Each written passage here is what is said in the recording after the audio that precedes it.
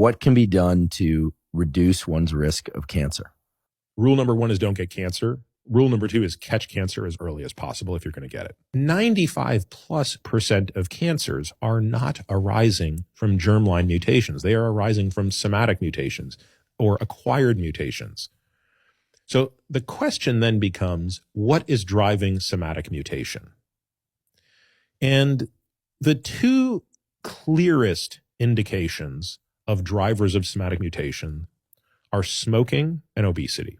I'm so surprised about obesity. I don't know why I'm surprised, but I've never heard this. I'm probably just naive to the literature. Yeah. So obesity is now the second most prevalent environmental driver of cancer.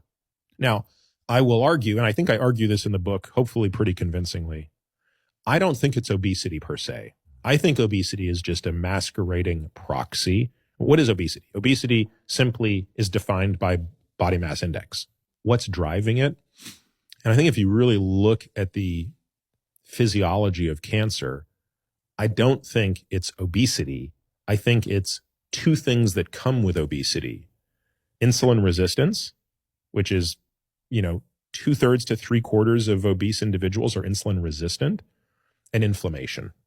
And I think those two things, with the inflammation and the immune dysfunction, with the insulin resistance and the basically tonic growth stimulus that's coming, that's what's driving cancer. So again, is it because a person is storing extra fat, and their love handles that's driving the risk of cancer? No, those are just two things that are coming along for the ride.